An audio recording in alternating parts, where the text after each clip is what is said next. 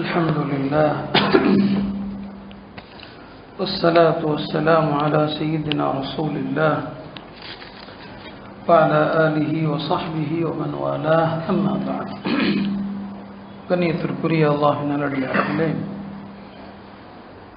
இன்றைக்கு சூரத்துல் அன்ஃபால் மற்றும் சூரத்து தௌபா ஓதப்பட்டது. இதில் அல்லாஹ் தஆலா பல்வேறு சட்டங்களை சொல்கிறான். போர்க்களங்களுடைய பல சட்டங்கள் வருகிறது. இதில் இடையில நடுவில் அல்லாஹ் தஆலா ஒரு 3 பிரிவினரை பற்றி சொல்கிறான். சமுதாயத்தில் இந்த 3 பிரிவினரும் சீர்கெட்டு போய்விட்டால் அந்த சமுதாயம் கடுமையான வழிகேட்டுக்குரிய சமுதாயம் என்று எச்சரிக்கிறான். அதில் முதல் பிரிவினர் யாருன்னா மத அறிஞர்கள்.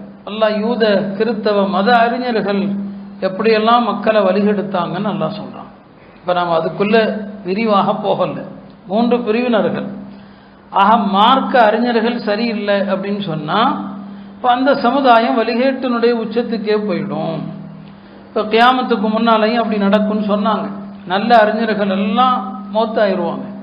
இப்போ மக்கள் தவறானவர்களை தலைவர்களாக ஆக்கி அவங்க சொல்கிறத கேட்பாங்க அப்படின்னு வருது. இப்போ மார்க்க அறிஞர்களுடைய அவங்க மக்களை தப்பாக வழி நடத்துறது, அதை பற்றி அல்லாஹ் பேசுகிறான். 2வது யார் அப்படின்னு சொன்னால் ஆன்மீகவாதிகள். இப்போ ஆன்மீகங்கிற பேரில் எல்லா மதத்திலையும் போலிகளும் ஏமாற்றுவாதிகளும் இருக்கிறான். ஆன்மீகத்தை உலகத்தை சம்பாதிக்கிறதுக்கான ஒரு பொருளாக வச்சிருக்கிறாங்க. இதையும் சொன்னால் ரொம்ப போயிடும். ரொம்ப எல்லாத்துலேயுமே இருக்குது, நம்மள்கிட்டையும் இருக்குது. ஆன்மீகங்கிற பேரில் உண்மையான ஆன்மீகத்தை நான் சொல்லலை. ஆன்மீகங்கிற பேரில் என்னங்க, ஒரு காலத்தில் உள்ள ஆன்மீகம் இருந்துச்சு, தசவுஃப்னு இருந்துச்சு. தசவுஃப் அப்படின்னாலே சூஃப் அப்படின்னா கம்பளின்னு அர்த்தம். இந்த ஆன்மீகவாதிகளுக்கு ஒரு காலத்தில் சூஃபின்னு சொல்லப்பட்டது. அவங்க கம்பளி ஆடையை அணிஞ்சிருப்பாங்க, ரொம்ப எளிமையாக இருப்பாங்க, ரொம்ப சாதா சீதாவாக இருப்பாங்க. இன்னைக்கு ஆடம்பர வாழ்க்கையை வாழ்கிறதே இந்த ஆன்மீகவாதிகள் தான். எல்லா மதத்திலையுமே அவங்கள்ட்ட இருக்கிற கார் என்ன, அவங்கள்ட்ட இருக்கிற பங்களா என்ன, அவங்க சாப்பிட்ற சாப்பாடு என்ன, இதை நீங்கள் எப்படி புரிஞ்சுக்கிட்டாலும் சரி. இன்னைக்கு யாரையும் நம்ப முடியல. ஆன்மீகத்தில் யாரையும் நம்ப முடியல. ஒரு காலத்தில் இருந்த ஷேகுமார்கள் எல்லாம் அவங்களுடைய பேணுதலும் எளிமையும் அதுக்கு முன்னால் இன்னைக்கு யாரையும் அப்படி சொல்ல முடியல. எல்லாம் எச்சரிக்கிறான். நாம் உலகத்தில் அரசியல்வாதிகளுடைய லஞ்சத்தை கேள்விப்பட்டிருப்பீங்க. குர்ஆன் மட்டும்தான் ஆன்மீகவாதிகளுடைய லஞ்சத்தை பேசுது. இன்னைக்கு ஓதுன ஆயத்தில் யா அய்யுஹல்லதீன ஆமனு இன்ன கஸீரம் மினல் அஹ்பாரி வர் ருஹ்பான் லயஅகுலூன அம்வாலன் நாஸி பில் பாத்தில். ஈமான் கொண்ட மக்களே, கிறிஸ்தவ யூத அறிஞர்களும் அவர்களில் உள்ள ஆன்மீகவாதிகளும் மக்களுடைய பொருளை தவறாக உண்கிறார்கள் அல்லாஹ் சொல்றான். பாருங்க, ஆன்மீகம்ங்கிற பேர்ல ஏமாற்றக்கூடியவர்களை குர்ஆன் அடையாளப்படுத்துது. அப்படி எல்லாத்துலையும் இருக்கிறான். 3வது சாரார் யாரார்? செல்வத்தை சேகரித்து வைத்து அதை செலவு செய்யாமல் வைத்திருக்கிற பணக்காரர்கள். வல்லதீன யக்னிஸூன ذஹப வல்ஃபில்லா, தங்கத்தையும் வெள்ளியையும் சேகரித்து வைத்து வலா யுன்ஃபிகூனஹா ஃபீ ஸபீலில்லாஹ், அது அல்லாஹ்வுடைய பாதையில் யார் செலவு செய்வதில்லையோ ஃபபஷ்ஷிருஹும் பிஅஸாபின் அலீம், அவர்களுக்கு கடுமையான வேதனையை கொண்டு எச்சரிக்கை செய்யும்.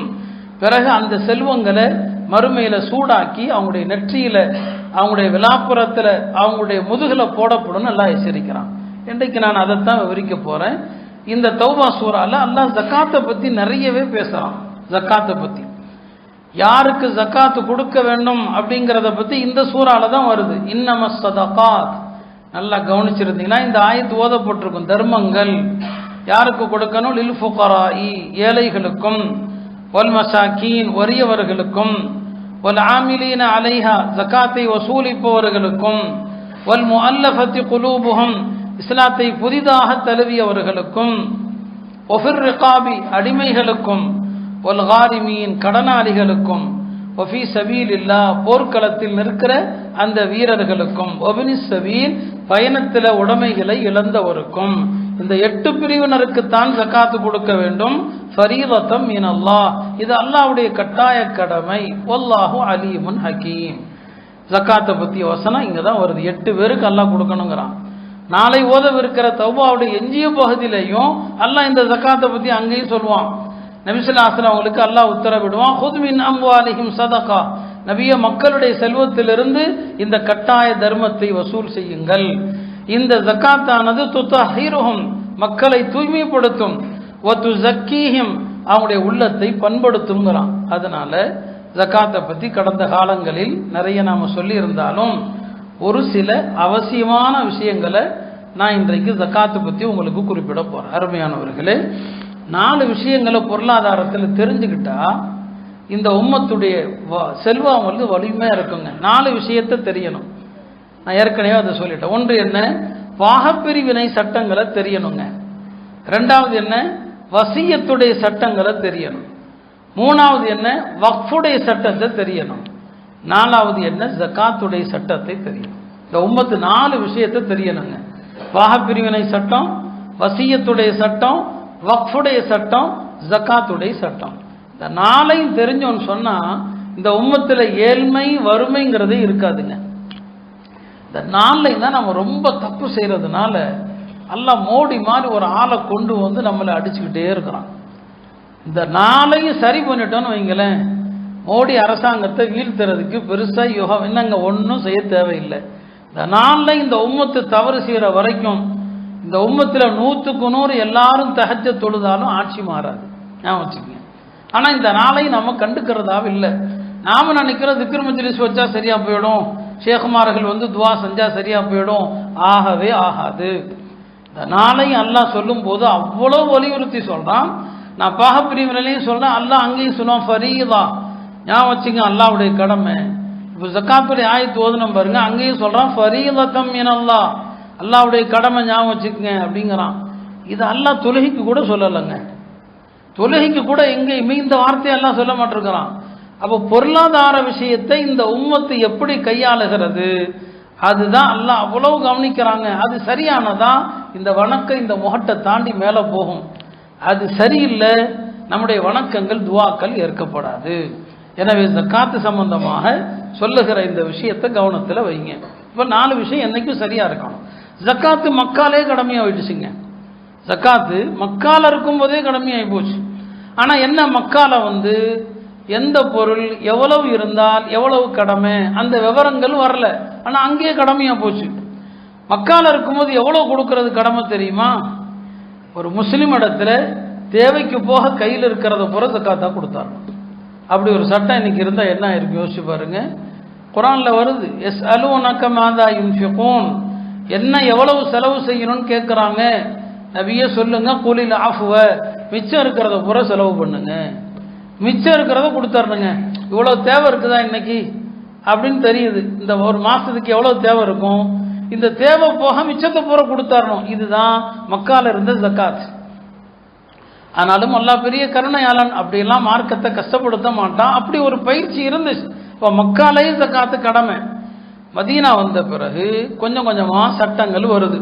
ஹிஜ்ரி 2ஆம் ஆண்டு தான் இந்த ஜக்காத்துடைய சட்டங்கள் வருது. அப்போதான் என்னங்க எந்தெந்த பொருளில் ஜக்காத்து கொடுக்க வேண்டும் அப்படிங்கிறத ரசூல் ஸல்லல்லாஹு விளக்குறாங்க. அப்போ எந்தெந்த பொருளில் ஜக்காத்து, தங்கம் வெள்ளி, இது அந்த காலத்தில் பணம் தங்க வெள்ளியில் கடமை. வியாபார பொருளில் ஜக்காத்து கடமை. விவசாயம் செஞ்சால் விவசாயத்தில் ஜக்காத்து கடமை. கால்நடைகள் ஆடு மாடு ஒட்டகங்களில் கடமை. புதையல், இன்னைக்கு புதையல் எடுக்க முடியாது, அந்த காலத்தில் புதையல் கிடைச்சா அதில் ஜக்காத்து கடமை. அடுத்து என்னங்க, சுரங்கம், சுரங்கத்திலிருந்து தங்கமோ வெள்ளியோ கிடைச்சா அதில் ஜக்காத்து கடமை. இப்போ இதில் எவ்வளோ எதில் கொடுக்கணுங்கிறத நான் அடுத்து சொல்கிறேன். நபி ஸல்லல்லாஹு அலைஹி வஸல்லம் இந்த ஜக்காத்துடைய சட்டத்துக்கு எவ்வளோ முக்கியத்துவம் கொடுத்தாங்கன்னா வேற எந்த சட்டத்தையுமே ரசூல் ஸல்லல்லாஹு அலைஹி வஸல்லம் எழுதி வச்சது இல்லைங்க. இப்போ தொழுகையினுடைய சட்டம் எப்படி தொழணும் அப்படின்னு சஹாபாக்கள் யாரையாவது கூப்பிட்டு வச்சு எழுதுனாங்களா? இல்லை. நோம்புடைய சட்டங்களை எழுதுனாங்களா? இல்லை. ஆனால் நபி ஸல்லல்லாஹு அலைஹி வஸல்லம் அவங்க வஃபாத் ஆகிறதுக்கு சில மாதங்களுக்கு முன்னால் எழுத்தர்களை வைத்து ஜக்காத்துடைய சட்டங்களை எழுதுனாங்க. கால்நடைகள், ஒட்டகத்தில் எத்தனை ஒட்டகம் இருந்தால் என்ன வாஜிபு, ஆடுகளில் எவ்வளவு ஆடு இருந்தால் என்ன வாஜிபு அப்படின்னு எழுத்தர்களை வைத்து எழுதுறாங்க.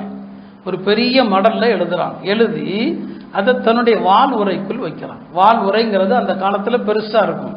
இப்போ மடல் பெருசாக எழுதி ஜக்காத்துடைய சட்டங்களை எழுதி தன்னுடைய வால் உரைக்குள் வைக்கிறாங்க. அவங்க நோக்கம் என்ன, இந்த மடலை எல்லா இஸ்லாமிய அதிகாரிகளுக்கும் அனுப்பி உங்க பகுதியில் இதில் என்ன சொல்லப்பட்டிருக்குதோ இந்த முறையில் ஜக்காத்தை வசூல் பண்ணுங்க அப்படிங்கிறதுக்காண்டி எழுதுறாங்க. இப்போ இந்த மடலை எழுதுறாங்க ஒன்று, அதை எதுக்குங்க வாலுரைக்குள் வைக்கிறாங்க? உலமாக்கள் சொன்னாங்க, வாலுரைக்குள் வைப்பதன் நோக்கம் என்ன தெரியுமா? யாராவது ஜக்காத்து கொடுக்க மறுத்தா அவனோடு வாளு தான் பேசும், நாவு பேசாது. ஜக்காத்து எவனாவது கொடுக்க மாட்டேன்னு சொன்னான்னு சொன்னா முஸ்லிமாவே இருந்தாலும் சரி வாளு தான் பேசும், நாவு பேசாது. அதைத்தான் அபூபக்கர் கடைபிடிச்சான். பெருமானார் இறந்த சில நாட்கள்ல ஒரு கூட்டம் நாங்கள் ஜக்காத்துலாம் தர முடியாதுன்னா அபூபக்கர் வாழை தூக்குனாங்க. உமர் போன்றவர்களே எங்க இதுக்கு போய் வாழை தூக்குறீங்களேன்னு சொல்லி, தொழுகையும் ஜக்காத்தும் அல்லாஹ் ரெண்டையும் இரட்டை குழந்தைகளை போல சேர்த்து சொல்றான். இந்த ரெண்டையும் பிரித்து பார்க்குறவனோடு நான் சண்டை போடுவேன். இந்த அபூபக்கர் மட்டும் மதீனாவில் தனியாக நின்னாலும் சரின்ட்டாங்க. இப்போ நபி ஸல்லல்லாஹு அலைஹி வஸல்லம் வாலுரைக்குள் வைக்கிறாங்க, எல்லா அதிகாரிகளுக்கும் அனுப்ப நினைக்கிறாங்க. அதுக்குள்ள ரசூல் ஸல்லல்லாஹு அலைஹி வஸல்லம் மௌத்தாயிடுறாங்க. அவங்க காலத்துக்கு பிறகு அபூபக்கர் தான் வர்றாங்க. அந்த வாலுரையை எடுத்து அந்த மடலை எடுத்து தான் எல்லா இஸ்லாமிய நாடுகளுக்கும் அது பல பிரதிகள் எடுத்து அனுப்பப்படுது. ஜகாத்துடைய சட்டத்தை மட்டும்தான் ரசூல் ஸல்லல்லாஹு அலைஹி வஸல்லம் ஹயாத்தா இருக்கும்போது அதை விரிவாக எழுதுறாங்க. இதுல இருந்தே நீங்க புரிஞ்சுக்கங்க எவ்வளவு ஜக்காத்து அப்படிங்கிறத நீ முக்கியத்துவத்தை விளங்கி கொள்ளுங்க. ஜக்காத் எவ்வளவு உங்க கடமையாகுது? ஜக்காத்து கடமையாகிற செல்வம்னு சொன்ன தங்கம், வெள்ளி, விவசாய பொருள், வியாபார பொருள், சுரங்கம், புதையல்னு சொன்னேன். ஒரு மனுஷனுக்கு கிடைக்கிற செல்வத்தில் எந்த செல்வத்தில் முயற்சி கம்மியோ அதில் ஜக்காத்து ரொம்ப அதிகங்க. முயற்சி ரொம்ப கம்மி, அதில் ஜக்காத்து அதிகம். முயற்சி கூட கூட ஜக்காத்துடைய அளவு கம்மியாயிட்டே வரும். நீங்கள் உதாரணமாக நீங்கள்லாம் கணக்கு தெரிஞ்ச ஆளுக தான், எல்லாம் வியாபாரிகள். நான் சொல்கிறது உங்களுக்கு புரியும்னு நினைக்கிறேன். நான் கூட படிக்காத ஆள் தான், ஸ்கூலுக்கு நான் போகல, 4வது வரைக்கும் தான் நான் படித்தேன். ஏதோ அல்லாஹ் கொடுத்த விளக்கத்தை சொல்கிறோம். இப்போ ஜக்காத்து நீங்கள் பார்த்தீங்கன்னா உழைப்பு உள்ளதில் எதுலங்க கம்மி? புதையலில் தான் கம்மி. ஒரு ஆள் புதையல் எடுத்தாங்க, அந்த காலத்தில் புதையல்லாம் உண்டா இல்லையா? இதில் மனித முயற்சி இல்லை. புதையல் ஒரு ஆளுக்கு கிடைச்சதுன்னு சொன்னால் அதில் தாங்க உள்ளதுலேயே ஜக்காத்து அதிகம். 5ல் 1 பாகம் கொடுக்கணும். 5ல் 1 பாகம்னா என்ன? 100க்கு 20 சரிதானே? 5ல் 1 இல்லைங்க, 100க்கு எவ்வளோ கொடுக்கணுங்க? 20 கொடுக்கணும். 100 ரூபாய்க்கு 20 ரூபா கொடுக்கணும். அதில் தான் உள்ளதுலேயே ஜக்காத்து அதிகம். ஏன்னா இதில் மனித முயற்சி இல்லை, கிடைச்சதில்ல கொடு. அதில் 1 வருஷம் ஆகணுங்கிற கண்டிஷனும் கிடையாது. ஏன்னா அதில் உன்னுடைய உழைப்பு இல்லாமல் கிடைச்சதில்ல, கிடைச்ச இன்னைக்கே கொடுத்துரு, 100க்கு 20 கொடுத்துரு. அதில் 5ல் 1 கொடுக்கணும். மனித முயற்சி அதில் கம்மியா, அதனால உள்ளதில் அதுதான் அதிகம். அடுத்து அப்படியே பாருங்க, எல்லாத்திலும் அப்படியே பாதி பாதியாக வரும். விவசாயம் பண்றாரு, நீர் பாசனத்துக்கு செலவே பண்ணல. வானம் பார்த்த பூமி, மழை நீரை கொண்டு, ஆற்று நீரை கொண்டு, ஊற்று நீரை கொண்டு விளைச்சல் வருதுங்க. அவர் தண்ணிக்காக எந்த செலவும் பண்ணல. அந்த மாதிரி விவசாயம் வருதுன்னா அதில் எவ்வளோங்க கொடுக்கணும்? 10ல் 1 கொடுக்கணும். அதில் பாதி ஆயிடுச்சு பண்ணுங்க. அது 5ல் 1, 10ல் 1 என்ன அர்த்தம்? 100 கிலோவுக்கு 10 கிலோ, 100 கிலோவுக்கு 10 கிலோ. முன்னால சொன்னதில் பாதி ஆயிடுச்சா? 3வது பாருங்க, விவசாயம் பண்றாரு, தண்ணி செலவு பண்றாரு. தண்ணி செலவு பண்ண அந்த பகுதியில் என்ன கிடையாது, அதிக நீரூற்றுகள் இல்லை, நீர் பாசனத்துக்கு செலவு பண்றாரா? அதில் மார்க்கம் எவ்வளோங்க சொல்லுது? 20ல் 1. 20ல் 1 என்ன அர்த்தம்? 100 கிலோ விளைஞ்சா 5 கிலோ கொடு, 100 கிலோவுக்கு 5 கொடு. 4வது தாங்க, மனுஷன் ரொம்ப கஷ்டப்படுறது எதுக்குங்க? தங்க வெள்ளி. தங்க வெள்ளி நான் சொன்னால் காசு. காசு பணத்தை அவ்வளோ சீக்கிரம் எடுக்க முடியுமா? அது என்ன புதையல் மாதிரி வந்துருமா என்ன? அல்லது பூமியில் விதை போட்டால் வந்துருமா என்ன? பணங்கிறது மரமா? பேச்சுக்கு சொல்கிறோமா இல்லையா? பணம் என்ன மரமா பறிச்சுக்கிட்டே இருக்கிறதுக்கு? அப்போ பணத்துக்கு தான் மனுஷன் முயற்சி பண்ணணும். பணத்தை அடைகிறதுக்கு தான் கடுமையாக கஷ்டப்படணும். பணம் தங்கம் வெள்ளிக்கு தான் அடுத்து வந்துடுதுங்க. அதில் பாருங்க எவ்வளோங்க? 40ல் 1. அப்போ 5ல் 1, 10ல் 1, 20ல் 1, 40ல் 1 எல்லாமே பாருங்க பாதி பாதியாக வரும். நல்ல கணக்கு போட்டு வீட்டில் போய் பாருங்க கால்குலேட்டரில், பாதி பாதி. இதில் என்ன 100ல் எவ்வளோங்க? 2.5.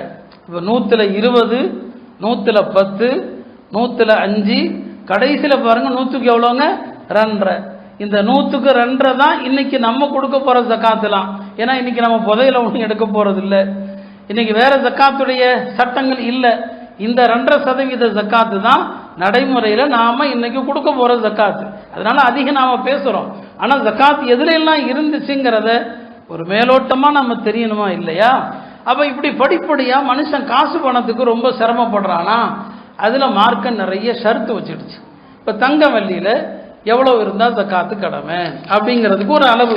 அந்த காலத்தில் தங்கம் தனி 87 கிராம் 480 மில்லிகிராம் தங்கத்தினுடைய அளவு 87 கிராம் 480 மில்லிகிராம்னு சொன்னால் 11 பவுனுக்கு 520 கிராம் கம்மி. 11 பவுனுக்கு 520 கிராம் கம்மி. இதான் அன்னைக்கு தங்கத்துக்கு நபிசுல்லா சொன்ன அளவு 20 தீனார்னு ஹதீஸில் வரும். அந்த 20 தீனாரை தான் இப்போ உள்ள கிராம் கணக்கில் நம்ம போட்டோம்னா 87 கிராமும் 480 மில்லிகிராம். சரி, வெள்ளி அந்த காலத்தில் இருந்துச்சா? சில பேர்கிட்ட தங்க காசு இருக்கும், சில பேர்கிட்ட வெள்ளி காசு. வெள்ளிக்கு திரஹான்னு சொல்லுவாங்க. திரஹத்தில் 200 திரஹம். 200 திரஹங்கிறது இன்றைய மதிப்பில் 612 கிராம் 360 மில்லிகிராம், கிட்டத்தட்ட அரை கிலோவோட அதிகம். இப்படி தான் நபிசல்லா சொல்லுவாங்க இதற்கு உச்சவரம்பு சொன்னாங்க. தங்கத்தில் இவ்வளோ இருக்கணும், வெள்ளியில் இவ்வளோ இருக்கணும். ரெண்டாவது, தங்கமோ வெள்ளியோ மனுஷன் கஷ்டப்பட்டு சம்பாதிக்கிறானா இல்லையா? காசு கையில் வந்த உடனே இந்த நிசாபுன்னு சொன்னோம் பாருங்க. இப்போ உதாரணமாக வெள்ளியினுடைய இன்றைய மதிப்பு, நான் என்னுடைய கணிப்பு நல்லா பார்த்துக்க, ஒரு கிராம் இன்னைக்கு எவ்வளோன்னு தெரியல. இன்றைக்கு 612 கிராம் வெள்ளியினுடைய மதிப்பு என்னங்க? 1,70,000 ரூபா. 1,70,000 ரூபா. நான் வாலிபர்கள்ட்ட எப்போதுமே சொல்கிறேன், நீங்கள் சம்பாதிக்கும் போது முதல்ல நிசாப் அளவுக்கு பணம் வருதுன்னா அதை குறித்து வச்சுக்கோங்க. இப்போ 2 லட்ச ரூபா ஒருத்தர் சம்பாதிக்கிறாரா, நிசாபுடைய தொகை வாழ்க்கையில் முதல்ல வருது. இப்போ மார்க்கம் என்ன செய்யுது? வந்ததுமே ஜக்காத்து கொடுன்னு சொல்லலை. இது மனுஷன் கஷ்டப்படுறானா இல்லையா, உழைக்கிறானா இல்லையா? அதனால் ஒரு வருஷம் இந்த நிசாப் அளவுக்கு செல்வம் வந்து ஒரு வருஷம் ஆகும்போது இதில் 2.5% கொடு. இப்போ அந்த அடிப்படையில் பாருங்களேன், ஒருத்தர் ஷாபான் ஒரு கணக்கு வச்சுங்க, ஷாபான் 1ஆம் தேதி அவர் வந்து ஒரு 2 லட்ச ரூபா சம்பாதிக்கிறாருங்க. இப்போ அவருக்கு ஜக்காத் எப்போ கடமையாகும்? 1447. இந்த வருஷம் ஷாபான் 1ஆம் தேதி ஒருத்தர் 2 லட்ச ரூபா சம்பாதிச்சார்னா இனி அடுத்து 1440, அடுத்த வருஷம் 437 என்னங்க 8 ரஜப் மாதம் பிற 29 ஒரு வருஷம் முடிஞ்சிடும். ஷாபானில் பணம் வந்துச்சா, அடுத்த வருஷம் ரஜப் 29 ஆகும்போது ஒரு வருஷம் முடிஞ்சிடும். இப்போ அவர் ஜக்காத்து கொடுக்கணும். இந்த நடுவில் கூடுனது குறைஞ்சதுலாம் கணக்கு இல்லை. வருஷ ஆரம்பத்தில் நிசாப் இருக்கணும், வருஷ கடைசியில் அந்த தொகை இருக்கணும், அவ்வளோதான். நடுவில் வந்த ஏற்றத்தாழ்வுகள் அதெல்லாம் என்னங்க கணக்கில் வராது. அப்போ ஷாபான் 1ஆம் தேதி நான் இந்த அளவுக்கு பணம் சம்பாதிச்சிருக்கிறேன், அதை ஒரு டைரியில் எழுதி வச்சுக்கங்க. நம்மகிட்ட ஒரு டைரி இருக்கணும். ஜக்காத்து கடமையாகிற தேதி, நம்ம மரணத்துக்கு பின்னால் நாம் விரும்புகிற வசியத்துகள் அதை எழுதி வைக்கிறதுக்கு ஒரு டைரி இருக்கணும். எதையாவது வக்ஃப் செய்யணும்னு நினைக்கிறீங்கன்னா அந்த வக்ஃபுடைய நிபந்தனைகளை எழுதி வைக்கணும். எத்தனையோ விஷயங்களுக்கு நாம் டைரி எழுதுகிறோம்.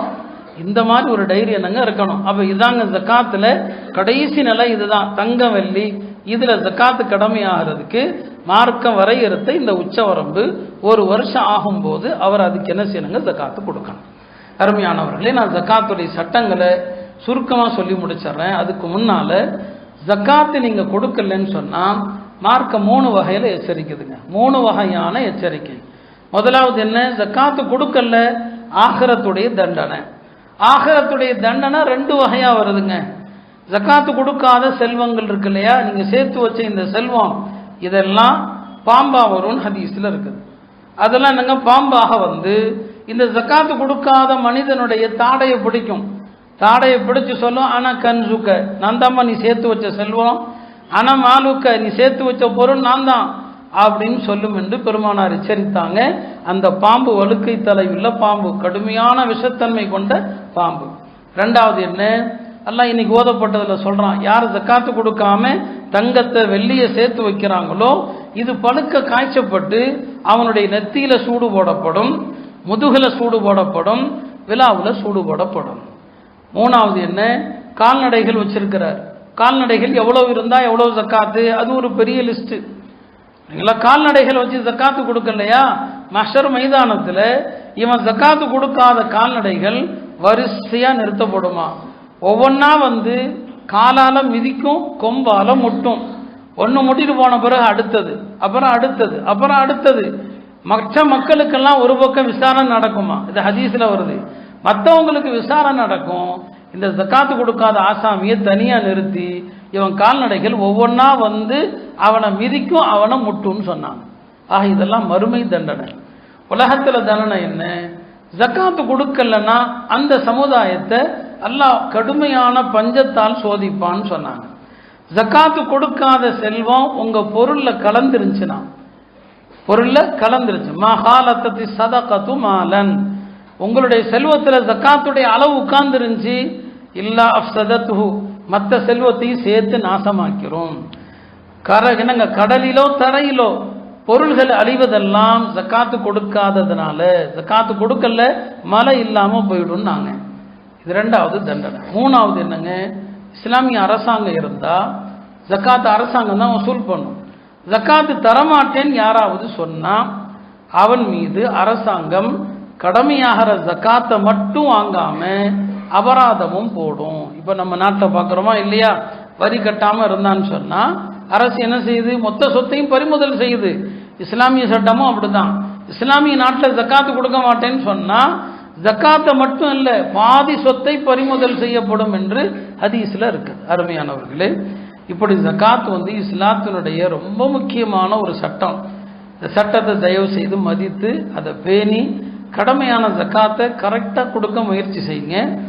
சரியான முறையில் கொடுக்க முயற்சி பண்ணுங்க. ஜக்காத்துடைய அளவுங்கிறது பெரிய தொகை கிடையாது, ரொம்ப கம்மி தான். நீங்கள் வருஷம் முழுவதுமே ஏழை எளிய மக்களுக்கு கொடுக்குற அந்த தர்மத்தை எல்லாமே நீங்கள் ஜக்காத்துனே கணக்கு வைங்க. குறைஞ்சபட்சம் அப்படி கணக்கு வச்சிங்கன்னா ஆண்டு இறுதியில் பார்த்தீங்கன்னா நீங்கள் கடமையான அளவு ஜக்காத்தை கொடுத்து முடிச்சிருப்பீங்க. அதனால் ஜக்காத்துடைய தேதி நிர்ணயம் பண்ணுங்க, எப்போ ஜக்காத்து கொடுக்கறது. பல முறை சொல்லியிருக்கிறோம், ஜக்காத்து ரமதானில் தான் கொடுக்கணும் அப்படிங்கிறது இல்லை. உங்களுக்கு எப்போ முதல்ல ஜக்காத்து கடமையாச்சோ அதுதான் நீங்கள் ஜக்காத்து கொடுக்க வேண்டிய அந்த நாளே தவிர ரமதான் கிடையாது. இன்னைக்கு நீங்கள் பழக்கத்தில் அப்படி வச்சுட்டீங்க.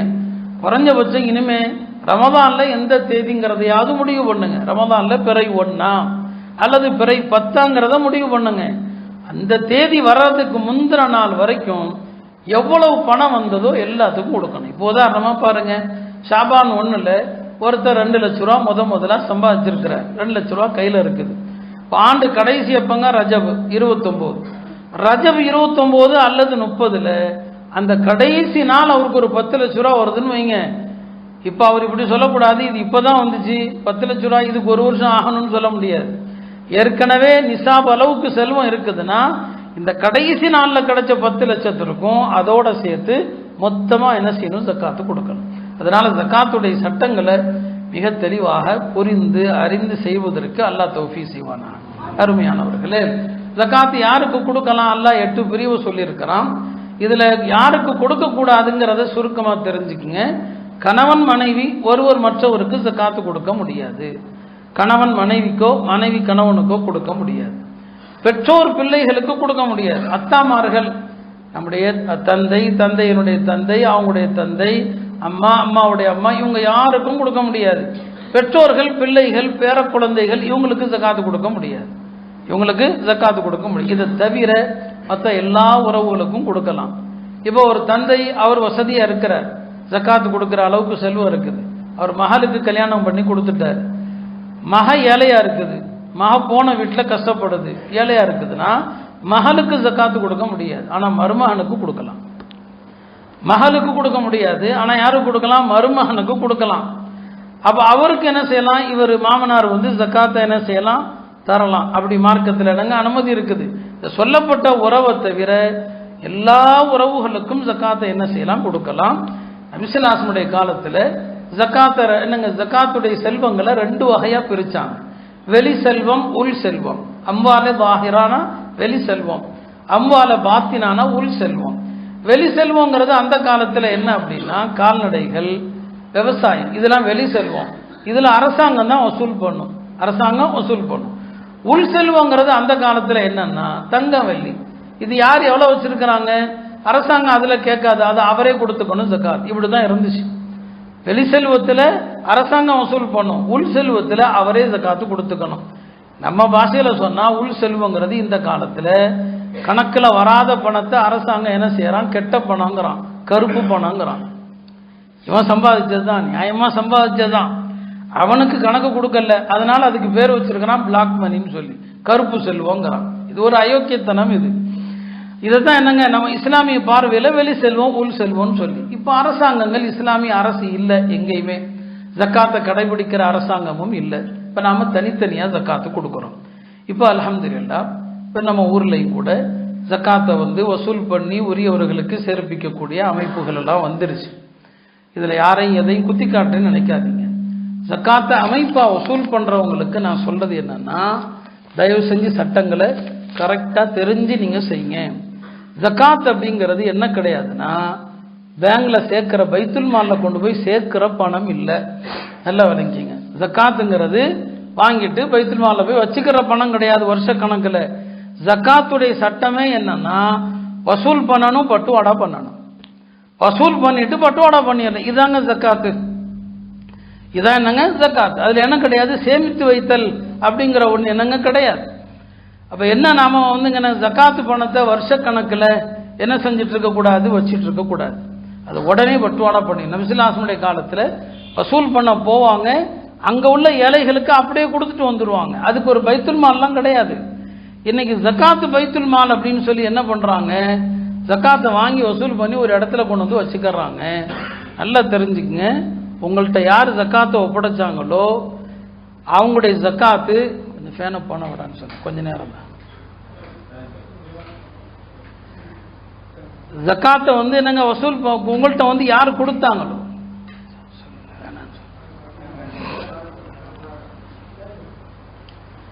ஜக்காத்து என்னங்க உங்கள்கிட்ட கொடுத்துட்டாங்களோ, நீங்க அதை உரியவர்கள்ட்ட கொடுக்காத வரைக்கும் அவருடைய ஜக்காத்து நிறைவேறாது. உரியவர்கள்ட்ட கொடுக்காத வரைக்கும் அவருடைய ஜக்காத்து நிறைவேறாது. நான் கேள்விப்பட்டேன் சரிங்களா, சமீபத்தில் நம்ம ஊர்லயே என்ன பண்ணிருக்கிறாங்க, ஒரு அமைப்பு ஜக்காத்தை வசூல் பண்ணிருக்கிறாங்க கல்விக்காகன்னு சொல்லி. ஒரு வருஷம் அந்த பணத்தை சும்மாவே வச்சிருக்கிறாங்க. வாங்குறதுக்கு ஆள் இல்லைன்னு சொல்லி யார் கொடுத்தாங்களோ அவங்கள்ட்டயே ரிட்டர்ன் பண்ணியிருக்கிறாங்க. இது பாருங்க, ஒரு வருஷத்துக்கான ஜக்காத்து நிறைவேறாமல் போச்சா, பாவமாக போச்சு. நீங்கள் யார்கிட்ட ரிட்டர்ன் பண்ணீங்களோ, போன வருஷம் அவர் ஜக்காத்துங்கிற நியத்தில் கொடுத்தாரு. பணம் மனுஷன் கல்பை ரொம்ப மாற்றும். இப்போ நீங்கள் திரும்ப அவர் கையில் கொடுத்துட்டீங்க. இப்போ அவருக்கு ஒரு முதலீடு தேவைப்படும், பணம் தேவைப்படும். இப்போ அவர் ஜக்காத்து கொடுப்பாரான்னு சொல்ல முடியாது. சைத்தான் வந்துடுவான், வியாபாரத்தில் எங்கேயாவது அந்த பணத்தை போட்டுருவார். இது எதனால் வேணா, வாங்கி நீங்கள் ஒரு வருஷம் வச்சிருக்கிறீங்க, இந்த ஒரு வருஷம் அவருடைய ஜக்காத்து நிறைவேறல. அருமையானவர்களே, ஜக்காத்து முதல்ல பயனாளிகளை ரெடி பண்ணிக்கங்க. பயனாளிகளை ரெடி பண்ணிட்டு அப்புறம் ஜக்காத்தை வசூல் பண்ணுங்க. நல்லா சொல்றேன், ஜக்காத்தை வசூலிக்கிற அமைப்புகளுக்கு சொல்லிக் கொள்றேன். முதல்ல வாங்க தகுதியான பயனாளிகள் யாரு, அவங்கள ரெடி பண்ணிட்டு அப்புறம் ஜக்காத்தை வசூல் பண்ணுங்க. வசூல் பண்ணி பணத்தை வச்சுக்கிட்டு பயனாளிகளை தேடாதீங்க. இது மார்க்கத்தில் கிடையாது. அப்ப ஜக்காத்து வாங்கணும், அப்படியே பட்டுவாடா பண்ணி முடிக்கணும். அந்த பணத்தை நீங்க வச்சிட்டு இருக்கிற ஒவ்வொரு நாளும் உங்க கையில யார் கொடுத்தாரோ அவருடைய ஜக்காத்து நிறைவேறாமல் இருக்கிறது. எனவே அருமையானவர்களே, ஜக்காத்து கூட்டா வசூலிக்கிறது முக்கியம் அல்ல. அந்த கூட்டு ஜக்காத்துனா என்னங்கிறத புரிந்து கொள்ளணும். நபி ஸல்லல்லாஹு அலைஹி வஸல்லம் காலத்துல ரெடியா இருக்கும் எல்லாமே, ஆளுகளை போற ரெடி. அதனாலதான் ஜக்காத்துல ஜக்காத்தை வசூலிக்கிற ஒரு நிர்வாகம் இருந்துச்சு. குர்ஆன்ல அல்லாஹ் சொல்றான் ஆமிலூன் என்று சொல்றான். தம்பிங்களா சும்மா ஆமிலூன் சொன்னா ஜக்காத்தை வசூலிக்கிற ஒரு என்னங்க ஒரு நிர்வாகமே இருக்கும். அதுல ஊர்ல யார் பயனாளிகள் அப்படின்னு ஒரு கூட்டம் லிஸ்ட் எடுப்பாங்க. ஜக்காத்து கொடுக்க வேண்டியவங்க யாரு அப்படின்னு ஒரு கூட்டம் லிஸ்ட் எடுப்பாங்க. பிரிச்சு கொடுக்கறதுக்குன்னு ஒரு டீம் இருப்பாங்க. இந்த டீமுக்கு பேர் தான் ஆமிலீன். இந்த ஜக்காத்து யாருக்கு கொடுக்கறோங்கிற 8 பேர்ல அல்லாஹ் அவங்களே சொல்றான், இந்த டீமுக்கு ஜக்காத்து பணத்திலிருந்தே சம்பளமா கொடுத்துருவோம். அவங்க உழைச்சாங்க பாருங்க, அதுக்கு ஜக்காத்திலிருந்தே சம்பளமா என்னங்க அவங்களுக்கு கொடுக்கப்படும். அது யாரு அவங்க அதுக்குள்ளான விரிவா போகல. என்ன தெரிஞ்சுக்கங்க, ஜக்காத் அப்படிங்கிறது ஒரு டீமா வசூல் பண்ணி பயனாளிகளை கண்டுபிடித்து உடனே கொடுத்தரணுமே தவிர நீங்க பணத்தை சேர்த்து வைக்க கூடாது. ஆக இது ஜக்காத்துல ரொம்ப முக்கியமானது ஒரு விஷயம். அதே போலதான் ஜக்காத்துல நீயத்து ரொம்ப ரொம்ப முக்கியம்.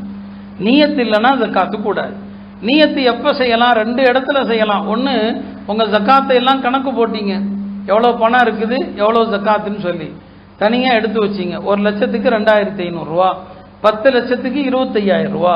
உங்க கையில 10 லட்சம் ரூபா இருந்துச்சுங்க, 25000 ரூபா நீங்க தனியா எடுக்கும் போது இது என்னுடைய இந்த வருடத்திற்கான ஜக்காத்து அப்படி நியத் பண்ணிட்டீங்க, அது போதும். அப்ப கொடுக்கும் போது நியத் பண்ணணும்னு தேவையில்லை. எடுத்து வைக்கும் போதே ஜக்காத்து நியத்துல எடுத்து வச்சுட்டீங்க, கொடுக்கும் போது நியத் பண்ணணும்னு தேவையில்லை. ஒருத்தர் அப்படி எடுத்து வைக்கல, அவருக்கு தெரியுது 25000 ரூபா ஜக்காத்து கடமைன்னு தெரியுது, எடுத்து வைக்கல. ஆளுக வர வர கொடுக்குறாரு இல்லையா, கொடுக்கும்போது நியத் பண்றாரு, அப்படி நியத் பண்ணாலும் போதும். அப்ப எடுத்து வைக்கும் போது நியத்து செய்யணும் அல்லது கொடுக்கும் போது நியத்து செய்யணும். நியத்து இல்லை அப்படின்னா அதுக்கப்புறம் உங்களுடைய ஜக்காத் என்னங்க செல்ல. ஒரு ஆள் கையில பணமா கொடுத்தீங்க, ஜக்காத்துங்கிற நியத்தே பண்ணல, கொடுத்த பிறகு நான் ஜக்காத்தை நியத் பண்ணிக்கிறேன், நியத் பண்ணலாமான்னு சொன்னா உங்கள்கிட்ட இருந்து யார் வாங்கிட்டு போனானோ அவன் அந்த பணத்தை இன்னும் செலவு பண்ணாம இருந்தா நீங்க நியத்து பண்ணலாம். அவன் செலவு பண்ணியிருந்தா நியத் பண்ண முடியாது.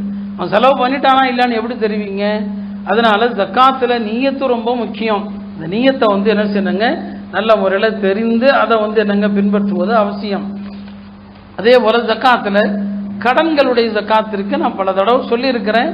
உங்களுக்கு வர வேண்டிய கடன்கள் இருக்கு பாருங்க, வியாபாரிகளா இருந்தா நீங்க கொடுக்க வேண்டிய கடனும் இருக்கும், உங்களுக்கு வர வேண்டிய கடனும் இருக்கும். இந்த வர வேண்டிய கடன்கள் விஷயத்துல மார்க்க நமக்கு ஒரு சலுகையை தந்திருக்கு. இப்போ ஒரு பெரிய பெரிய வியாபாரம் பண்ணீங்கன்னு வைங்களேன், ஒரு 10 லட்ச ரூபா உங்களுக்கு கடன் வர வேண்டி இருக்குது. இந்த கடனுக்கு நீங்க வருஷந்தோறும் ஜக்காத்து கொடுக்கும்போது சேர்த்து கொடுக்கணும்னு தேவையில்லை. மாறாக அந்த பணம் எப்போ உங்க கையில வருமோ வந்த பிறகு கடந்த வருடங்களுக்கும் சேர்த்து கொடுத்தா போதும். ஒரு 10 லட்ச ரூபா உங்களுக்கு வர வேண்டி இருக்குது, 5 வருஷம் கழிச்சு வருது அப்படின்னு சொன்னா அந்த 10 லட்சத்திற்கு 5 வருஷத்திற்கான ஜக்காத்தை என்ன செய்யணும், கணக்கு போட்டு நீங்க கொடுத்தா. ஆக மார்க்கம் ஜக்காத்தை ரொம்ப லேசாக்கி இருக்குது. அதுல ஒரு பெரிய கஷ்டமோ சிரமமோ கண்டிப்பா மார்க்கம் தரல. அழகான முறையில கணக்கு போட்டு ஜக்காத்தை கொடுக்கலாம். வருஷம் முழுக்க நீங்க தனித்தனியா கொடுக்கறத ஜக்காத்துன்னு ஒரு நோட்டை போடுங்க. அந்த நோட்ல ஜக்காத்துடைய அளவை நீங்க எழுதிட்டே வாங்க, யாருக்கு எவ்வளவு கொடுத்துருக்கோன்னு எழுதிட்டே வாங்க. அதை கடைசியில கழிச்சுக்கிட்டா ஜக்காத்து லேசா போயிடும். ஜக்காத் கட்டடங்களுக்கு கொடுக்க முடியாது. பள்ளியாசல் கட்டடம் கட்டுறாங்க, வசூல் பண்றாங்க, ஜக்காத் பணத்தை கொடுக்கலாமா? கொடுக்க முடியாது. யாருக்கும் சம்பளமாக கொடுக்க முடியாது. நம்மள்ட்ட வேலை செய்யறவங்களுக்கு சம்பளமாக ஜக்காத்தை என்ன செய்ய முடியாது, கொடுக்க முடியாது. ஆக ஜக்காத்தை கரெக்டா கொடுக்கணும். இப்போ நோயாளிகள் இருக்கிறாங்க, நோயாளிகளுக்கு நீங்க ஜக்காத்து அவங்களுக்கு பணம் தேவைப்படுதுன்னா அவங்க கையில தான் கொடுக்க முடியுமே தவிர மருத்துவமனையில பணமா கட்ட முடியாது. ஏழை மாணவர்கள் கையில தான் பணத்தை கொடுக்கணுமே தவிர ஸ்கூல்ல ஃபீஸாக நீங்க கட்ட முடியாது. இந்த மாதிரி சட்டங்களை தெரிந்து கரெக்டான முறையில் ஜக்காத்தை கொடுக்க முயற்சி செய்யணும். இப்போ படிக்கிற மாணவர்கள் நிறைய பேர் இருக்கிறாங்க, அந்த மாணவர்களுக்கு மேற்படிப்புக்கு என்ன கிடையாது, வசதி இல்லை. இவங்களுக்கு ஜக்காத்து கொடுக்கலாமா? கொடுக்கலாம். சரி, இவங்க அத்தாட்ட நிசாப் அளவுக்கு செல்வம் இருக்கு, அவர் கொஞ்சம் பணம் வச்சிருக்கிறார், அவருக்கு ஜக்காத்து வாங்குற தகுதி இல்லை. பையன் பருவம் அடைந்த பையன், அவன்கிட்ட காசு எதுவுமே இல்லை, அவன் பேர்ல சொத்து எதுவும் இல்லை. அத்தா பணக்காரரா இருந்து மகன்கிட்ட எந்த சொத்தும் இல்லைன்னா அந்த பையனுக்கு ஜக்காத்து கொடுக்கலாம். ஞாபகம் வச்சுக்கோங்க. சட்டப்படி அந்த பையனை பருவம் அடைந்த பிறகு அத்தா சொத்து அவன் சொத்தாக ஆகாது, அவர் பேர்ல இருக்கிறது அவருக்கு. இந்த பையனுக்குன்னு எதுவுமே இல்லை, இப்போ அவர் கல்விக்கு செலவு பண்ற அளவுக்கு அவர்கிட்ட பணம் இல்லை அப்படின்னு சொன்னா இந்த பையனுக்கு என்ன செய்யலாம், ஜக்காத்து கொடுக்கலாம். எனவே அருமையானவர்களே, நிறைய சட்டங்கள் ஜக்காத்துக்குள்ள இருக்குது. எல்லாவற்றையும் ஒரே நேரத்தில் சொல்ல முடியாது. உலமாக்களிடம் கேட்டு அணுகி நம்முடைய செல்வங்களுக்கான ஜக்காத்தை முறையாக கொடுக்கக்கூடிய தௌஃபீக் அல்லாஹ் தருவானாக. ஹனஃபி மதுஹப்ல தங்கம் வெள்ளி இந்த ரெண்டும் எப்படி இருந்தாலும் கொடுத்து தான் ஆகணும். அது நகையா இருந்தாலும் கொடுக்கணும், காயினா இருந்தாலும் கொடுக்கணும், தங்க வெள்ளி கட்டியா இருந்தாலும் கொடுக்கணும். ஹனஃபி மதுஹப்ல இது ரொம்ப கஷ்டம். என்னுடைய மாணவர் ஒருத்தர் என்கிட்ட ஒரு கேள்வி கேட்டிருந்தார், அதில் போன வருஷம் கொஞ்சம் தங்கம் வாங்கினேன், 1 வருஷம் ஆயிடுச்சு, இந்த மாதிரி தாறுமாறா ஏறும் நான் நினைச்சா பார்த்தேன், நான் எப்படி போன வருஷம் வாங்கினேன் அந்த காசுக்கு ஜக்காத்து கொடுக்கறதா அல்லது இப்போ உள்ள விலைக்கு ஜக்காத்து கொடுக்கறதான்னு கேட்டார். ஏப்பா தங்கத்தில் மட்டும் இன்வெஸ்டே பண்ணக்கூடாதுன்னு, தங்கத்தில் மட்டும் இன்வெஸ்ட் பண்ணாத, ஏன் பண்ண? அப்போ அதில் வாங்கிட்டா போன வருஷம் உள்ள அந்த ரேட் இல்லை, இப்போ என்ன விலைக்கு விற்கப்படுதோ, இன்னைக்கு மார்க்கெட்டில் என்ன கிராம் ரேட்டோ அதுக்கு தான் ஜக்காத்து கொடுக்கணும். மனைகள் வாங்குறோம், மனைகள் வாங்குறவங்க விற்கணுங்கிற நியத்து வைக்காதீங்க. வாங்கி போடுறோம், பின்னால பிள்ளைங்களுக்கு ஹதியாவை கொடுக்கலாம், எந்த நியத்தும் இல்லாம மனைகள் வாங்கி போட்டா அதுக்கு ஜக்காத்து கிடையாது. அதனால மனைகள் வாங்குறதா சில நேரங்களில் மக்களுக்கு சில சலுகைகளையும் சொல்லிக் கொடுக்க வேண்டியிருக்கு. இது ஜக்காத்துல இருந்து தப்பிக்கிறதுக்கு சொல்லல. மனை வாங்குற நேரத்தில் காசு கூடும்போது விற்கிறதுங்கிற நியத்துல வாங்கினீங்கன்னா வருஷத்தோட ஜக்காத்து கொடுக்கும், நீங்க மாட்டிக்குவீங்க, அது பெரிய சிரமமா போயிடும். மனைகள் வாங்குறவங்க எந்த நியத்தும் இல்லாம வாங்குறேன், நாளைக்கு நான் வீடும் கட்டலாம், என்னுடைய பிள்ளைங்களுக்கு நான் அன்பளிப்பும் கொடுக்கலாம் அப்படிங்கிற நியத்துல வாங்கிக்கிட்டீங்கன்னா உங்களுக்கு காலத்துக்கும் அதுல ஜக்காத் இல்லை. அதனுடைய மதிப்பு எத்தனை லட்சம் எத்தனை கோடி ஆனாலும் சரி. அதனால மனைகள் வாங்குற நேரத்துல மட்டும் விற்கிற நியத்து இல்லாம பார்த்து கொண்டால் ஜகாத்து கொடுக்காம என்ன செய்யலாம், தப்பிக்கலாம். எல்லாம் வல்ல அல்லாஹ் இந்த வணக்கத்தை அழகான முறையில் உரிய முறையில் செய்யக்கூடிய தௌஃபீகை நம் அனைவருக்கும் தந்தருள்வானாக. வஆகிரு தஅவானா அனில் ஹம்துலில்லாஹி ரப்பில் ஆலமீன்.